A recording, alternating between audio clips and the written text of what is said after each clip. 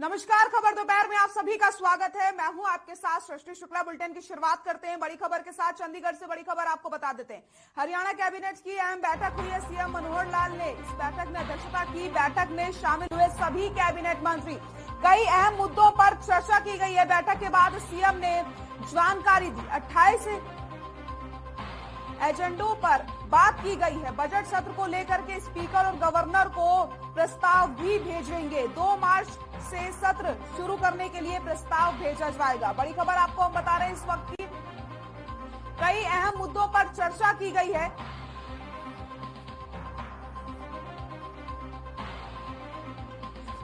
दो मार्च से सत्र शुरू करने के लिए प्रस्ताव भेजा जाएगा। बजट सत्र को लेकर स्पीकर और गवर्नर को भेजेंगे प्रस्ताव। 75% आरक्षण पर भी मुख्यमंत्री ने बयान दिया। हमने उद्योगपतियों की ज्यादातर मांगे मान ली हैं। तो चंडीगढ़ से बड़ी खबर आपको हम बता रहे हैं। हरियाणा कैबिनेट की अहम बैठक हुई है। सीएम मनोहर लाल ने बैठक की अध्यक्षता की। बैठक में शामिल हुए सभी कैबिनेट मंत्री।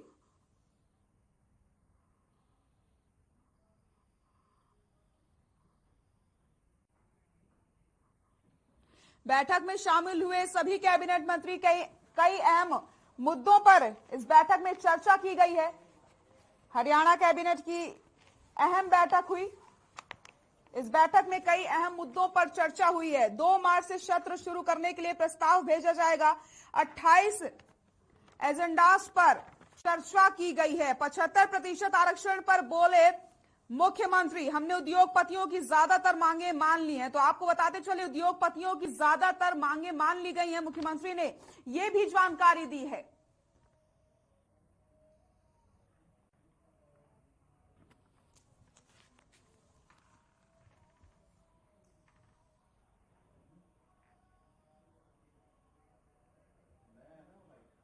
और इसी खबर पर ज्यादा जानकारी के लिए हमारे सहयोगी रवि चंदेल हमारे साथ जुड़ गए हैं। रवि, आपका रुख करूंगी। जिस तरीके से हरियाणा कैबिनेट की एक अहम बैठक का आयोजन किया गया, इस बैठक में क्या कुछ निकलकर सामने आया है? किन किन मुद्दों पर चर्चा की गई है? जी बिल्कुल, आपको बताना चाहूंगा कि आज हरियाणा कैबिनेट की बैठक हुई। बैठक की अध्यक्षता मुख्यमंत्री मनोहर लाल खट्टर ने की और इस बैठक के अंदर लगभग 28 महत्वपूर्ण मुद्दों पर जो है वो चर्चा हुई है। सबसे पहले मुख्यमंत्री मनोहर लाल ने इस बारे में जानकारी देते हुए बताया कि आगामी 2 मार्च से जो है वो बजट सत्र शुरू होगा, जिसको लेकर बाकायदा जो है विधानसभा स्पीकर और गवर्नर को जो है प्रस्तावना जो है वो भेजी जा चुकी है। साथ ही उन्होंने कहा कि इस दौरान जो है इस बैठक के अंदर जिस तरीके से जो कई महत्वपूर्ण बिंदुओं थे, उन बिंदुओं पर जो है वो चर्चा हुई है। खासतौर पर उन्होंने कहा कि जिस तरीके से शाहबाद शुगर मिल है, शाहबाद शुगर मिल के अंदर जो है 60 KLPD इथेनॉल बनाने का जो कार्य है, उसको लेकर जो है 9 करोड़ रुपए की ग्रांट जो है उसको मंजूरी दी गई है। साथ ही आदि बद्री जलाशय में जो बनने जा रहा है, जिसको लेकर हरियाणा और हिमाचल सरकारें जो है मिलकर आदि बद्री जलाशय बनाने जा रही है, उस पर जो है वो आधिकारिक रूप से जो है पुष्टि की जा चुकी है। साथ ही एक बड़ी और महत्वपूर्ण जानकारी देते हुए उन्होंने बताया कि जबरदस्ती धर्मांतरण करने के विरोध में जो है अब विधेयक जो है वो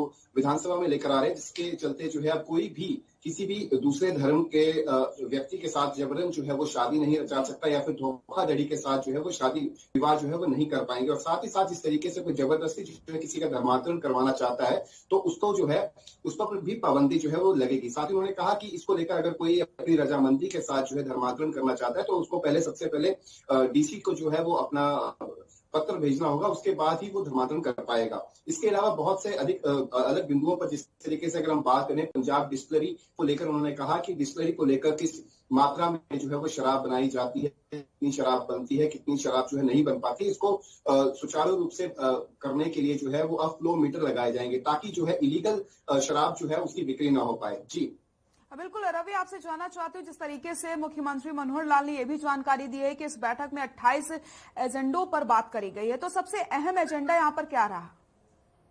जी बिल्कुल, जिस तरीके से हमने आपको पहले भी बताया कि जो धर्मांतरण का जो विधेयक है वो विधेयक लेकर अब जो है सरकार जो है वो विधानसभा में आएगी और विधानसभा में इस विधेयक जो है पारित करवाने की पूरी कोशिश की जाएगी। इसके अलावा अगर संस्कृत आचार्यों की बात करें, संस्कृत शास्त्री की बात करें, तो अब वो लोग भी प्रमोशन के जो है बाकायदा पात्र होंगे। जो इन्होंने, अगर आचार्य की बात करें, आचार्य के लिए क्वालिफिकेशन रहेगी बीएड, और अगर संस्कृत शास्त्री की बात करें तो उनके लिए एमए जो है वो उनकी क्वालिफिकेशन रहेगी। उसके आधार पर जो है उनको बाकायदा अन्य अध्यापकों के स्तर पर जो है वो प्रमोशन दी जाएगी। इसके अलावा जिस तरीके से अगर हम बात करें प्राइवेट लैंड और जो संस्था की लैंड होती थी, जिसको लेकर जो है समय समय पर बहुत सारे केसेस जो है वो कोर्ट में अभी भी अधीन है, जिसपे कहा जाता है 20 साल से अधिक जो संस्था है, अगर किसी संस्था ने कोई जमीन जो है अपनी निजी जमीन जो है कि उसके नाम पर है या फिर उसने किसी को दान की गई है, तो कोई भी व्यक्ति जो है उसके ऊपर क्लेम तभी कर सकता है। उसके लिए उन्होंने एक मापदंड तैयार किया गया है। वो 20 साल के अंदर जो है उसके ऊपर जो है वो क्लेम किया जा सकता है, कोर्ट में केस किया जा सकता है। यदि 20 साल के बाद कोई वो उसके ऊपर क्लेम करना चाहता है तो उसको क्लेम नहीं मिलेगा। जी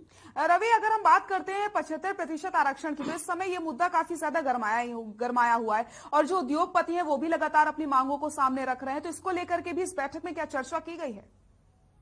जी बिल्कुल। इसको लेकर जब प्रेस वार्ता के दौरान मुख्यमंत्री से सवाल किया गया तो मुख्यमंत्री ने दो शब्दों में कहा कि इसको लेकर बाकायदा जो है वो हर स्तर पर जो है, चाहे हम पानीपत के उद्योगपतियों की बात करें, फरीदाबाद के, गुरुग्राम के, इन सभी के साथ जो है बातचीत की जा रही है और इन सभी के अधिकांश मांगे जो है वो हमने स्वीकार कर ली है। लेकिन उसके बावजूद अब जो है आगामी 11 फरवरी को जो है वो सुप्रीम कोर्ट के अंदर जो है इस फैसले की सुनवाई होगी। तो उनका कहना था कि जो भी सुप्रीम कोर्ट जो आदेश देगी उसको हम मानेंगे, लेकिन हमारी पूरी कोशिश रहेगी कि हम इस एक्ट को जो है वो लागू करवा पाए। जी रवि, बहुत बहुत शुक्रिया आपका तमाम जानकारी के लिए। तो आपको बताते चले, हरियाणा कैबिनेट की एक अहम बैठक का आयोजन किया गया जिसमें 28 एजेंडों पर बात करी गई है। रुक कर लेते हैं अगली खबर का। देश में कोरोना के नए मामलों में राहत मिलती नजर आ रही है, लेकिन मौतों के आंकड़े लगातार बढ़ रहे हैं। देश में एक दिन में कोरोना के 67,597 मामले सामने आए, जबकि करीब 2 लाख लोगों ने कोरोना को मात दी है। वहीं एक दिन में कोरोना से देश में 1,188 लोगों की मौत हुई है। अगर रिकवरी रेट की हम बात करते हैं तो देश में कोरोना का रिकवरी रेट 96% से ज्यादा पहुंच गया है। 2 लाख लोगों ने कोरोना को मात दे दी है। 1,188 लोगों ने की कोरोना से मौत हुई है। देश में आपको बताते चलें, जो कोरोना के आंकड़े हैं वो लगातार घटते चले जा रहे हैं। ये राहत की खबर आपको हम बता रहे हैं। रिकवरी रेट की अगर हम बात करते हैं तो 96.46% रिकवरी रेट हो चुका है। 2 लाख लोगों ने कोरोना को मात दी है। 1,188 लोगों की कोरोना से अब तक मौत हुई है।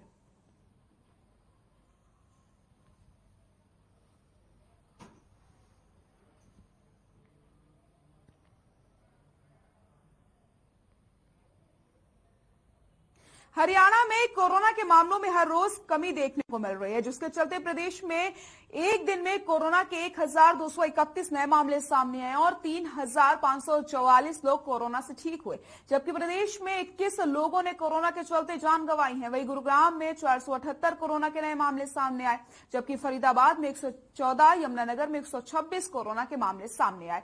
तो कोरोना से राहत की बात यह है कि हरियाणा में भी अब आंकड़े लगातार कम होते चले जा रहे हैं।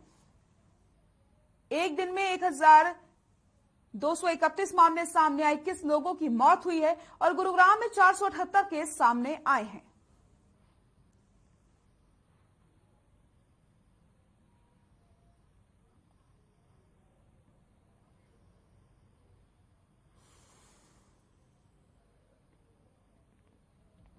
बी.आर. चोपड़ा के पौराणिक शो महाभारत में भीम की भूमिका निभाने वाले अभिनेता प्रवीण कुमार सोपती ने 74 साल की आयु में आखिरी सांस ली। जानकारी के मुताबिक अभिनेता लंबे समय से बीमारी और आर्थिक तंगी से जूझ रहे थे। प्रवीण कुमार सोपती ने न केवल अभिनय की दुनिया में बल्कि खेल की दुनिया में भी खूब नाम कमाया है। वहीं सीएम मनोहर लाल ने ट्वीट करके प्रवीण कुमार सोपती के निधन पर दुख जताया। उन्होंने ट्वीट करके लिखा कि लोकप्रिय धारावाहिक महाभारत में अपने अभिनय से दर्शकों के दिलों में अमिट छाप छोड़ने वाले प्रसिद्ध अभिनेता और पूर्व एथलीट श्री प्रवीण कुमार सोपती जी के निधन का दुखद समाचार मिला। ईश्वर दिवंगत आत्मा को अपने श्री चरणों में स्थान दे और शोकाकुल परिजनों को संभल प्रदान करे।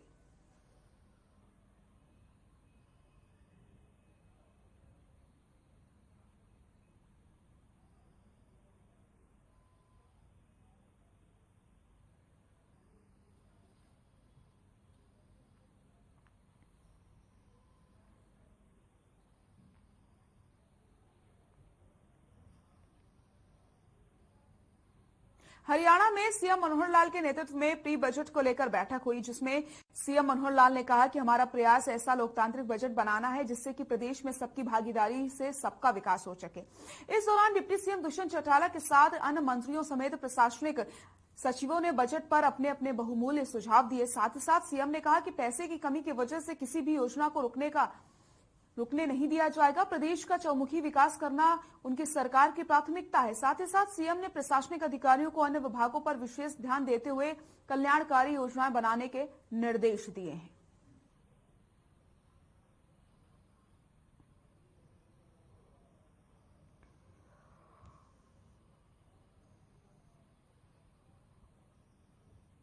मित्रों, पिछले 3 साल से हम बजट से पूर्व या बजट के मध्य में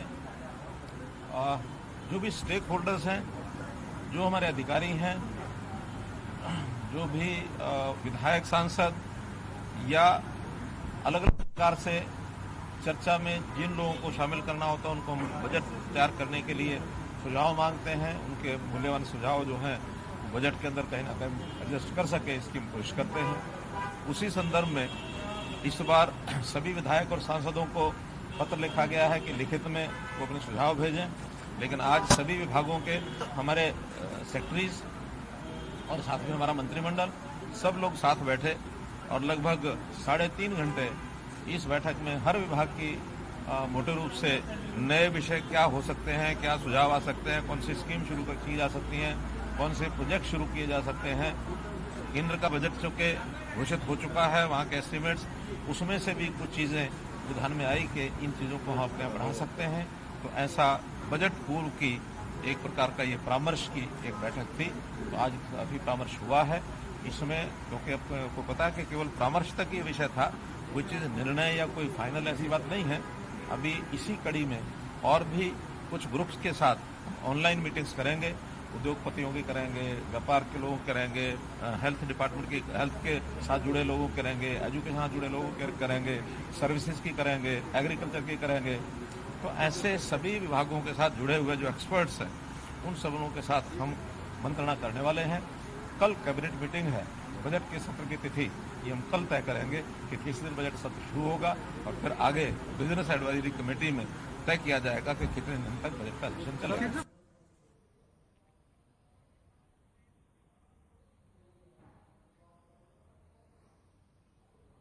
हरियाणा के पूर्व मुख्यमंत्री और नेता प्रतिपक्ष भूपेंद्र सिंह हुड्डा आज सोनीपत पहुंचे और सोनीपत रेस्ट हाउस में उन्होंने प्रेस कॉन्फ्रेंस की। वहीं प्रेस कॉन्फ्रेंस में भूपेंद्र सिंह हुड्डा ने बीजेपी और जन नायक जनता पार्टी के गठबंधन को स्वार्थ का गठबंधन बताते हुए कहा कि लूट मचवाने के लिए गठबंधन किया गया है। उन्होंने सरकार पर निशाना साधते हुए कहा कि इस राज्य में प्रदेश बेरोजगारी और अपराध में नंबर 1 पर पहुंच गया है। उन्होंने आगे ये भी कहा कि पंजाब, गोवा और उत्तराखंड में कांग्रेस सरकार बनाने जा रही है। उत्तर प्रदेश और मणिपुर में हम अच्छा प्रदर्शन करेंगे।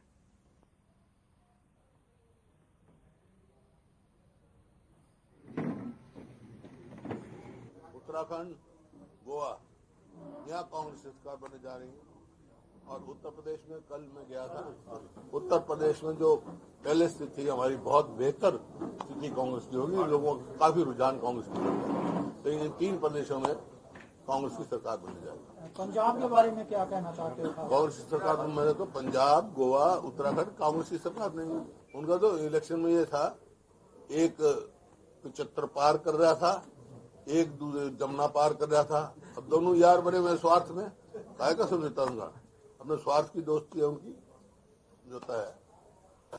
जो लूट में हिस्सेदारी का समझौता है। जो प्रदेश में लूट मची हुई है, किसी से छुपी हुई नहीं है। सरकार को चाहिए कि एक एक नौकरी दें सारे परिवार को, जो शहीद हुए किसान, उनको जो शहीद का दर्जा देके वो उनका कंपनसेशन देना चाहिए परिवार।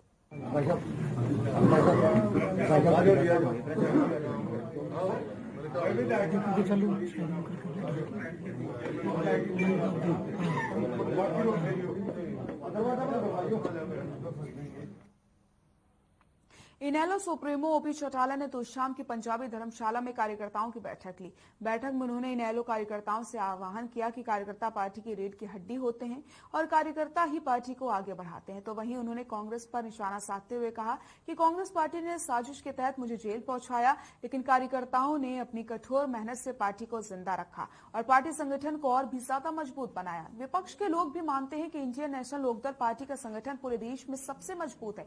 इसके साथ ही उन्होंने केंद्र सरकार पर भी निशाना साधा। उन्होंने कहा कि एक लुटेरी सरकार है, देश का पूरा पैसा मुट्ठी भर लोगों के हाथों में चला गया है।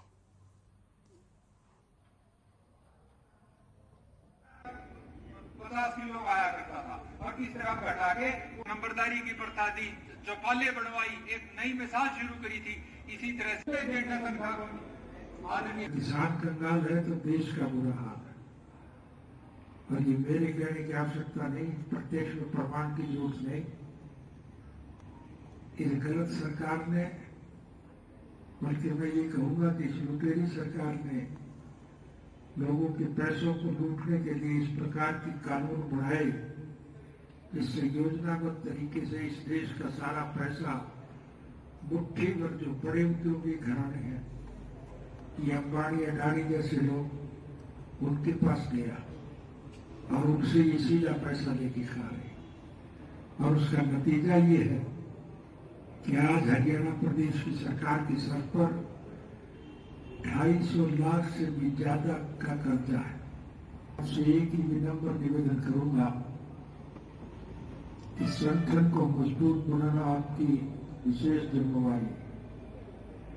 और अतीत में आपने संगठन को बहुत मजबूत किया, ये मेरे कहने की आवश्यकता नहीं। कांग्रेस पार्टी की सरकार ने एक साजिश और षड्यंत्र करके मुझे 10 साल के लिए जेल भिजवाया था और फिर एक दुष्प्रचार किया कि अभी चौटाला तो जेल में मरेगा और इंडियन नेशनल लोकदल पार्टी। खबर दोपहर में वक्त हो चला एक छोटे से ब्रेक का, जल्द हाजिर होते हैं। ब्रेक के बाद एक बार फिर से आप सभी का स्वागत है। रुक करते हैं खबरों का। बीजेपी ने स्थानीय निकाय चुनावों के लिए सक्रियता बढ़ा दी है, साथ ही साथ टीमें गठित करके जिम्मेवारियां दे दी गई हैं। कुरुक्षेत्र के कस्बा शाहबाद में एक बैठक लेते हुए हरियाणा के मुख्यमंत्री के राजनीतिक सचिव एवं पूर्व मंत्री कृष्ण बेदी ने कहा कि शीघ्र ही पूरे राज्य की करीब 51 नगर परिषद एवं नगर पालिकाओं के चुनाव होने हैं। उसकी तैयारी में पूरी बीजेपी की टीम लगी हुई है। इसके तहत पार्टी के प्रदेश अध्यक्ष ओम प्रकाश धनखड़ ने राज्य स्तरीय टीम भी बना दी है। कुरुक्षेत्र की जिम्मेवारी करनाल के मेयर रेणु बाला गुप्ता और यमुनानगर के मेयर मदन चौहान की है, वो संयोजक बनाए गए हैं। बेदी ने बताया कि कुरुक्षेत्र जिला में 5 नगर परिषद एवं नगर पालिकाओं के चुनाव ड्यू हैं।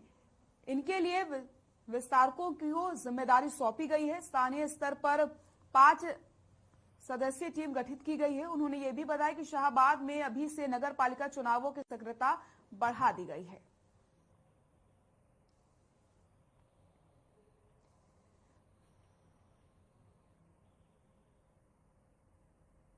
पहले जाना हो कोई साधन की जरूरत हो, मैं इनके साथ पार्षद लड़ेंगे। जैसे अपने कैथल में अजीबोगरीब मामला सामने आया है, जहां आपको बताते चले खेतों में बिजली कनेक्शन न दिए जाने से नाराज जिले में एक किसान ने पेहोवा चौक पर 1 दिवसीय अर्धनग्न प्रदर्शन करके भूख हड़ताल शुरू कर दी है। किसान का कहना है कि पूरे प्रदेश में खेतों में 80,000 ट्यूबवेलों पर बिजली के कनेक्शन पेंडिंग है और बार बार गुहार के बावजूद भी बिजली विभाग की तरफ से कोई संज्ञान नहीं लिया जा रहा है।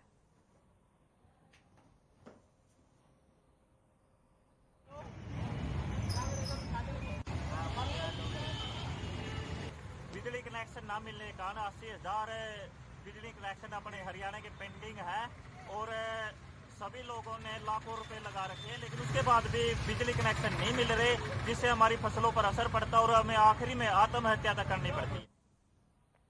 खबर झज्जर से है, जहां ग्रामीण सफाई कर्मचारियों ने उपायुक्त को ज्ञापन सौंपा। दरअसल ग्रामीण सफाई कर्मचारियों को पिछले 4 महीने से वेतन नहीं मिला है, जिस वजह से उन्हें भारी आर्थिक परेशानियों का सामना करना पड़ रहा है। साथ ही उन्होंने प्रशासन से शीघ्र वेतन दिलाए जाने की मांग भी की है।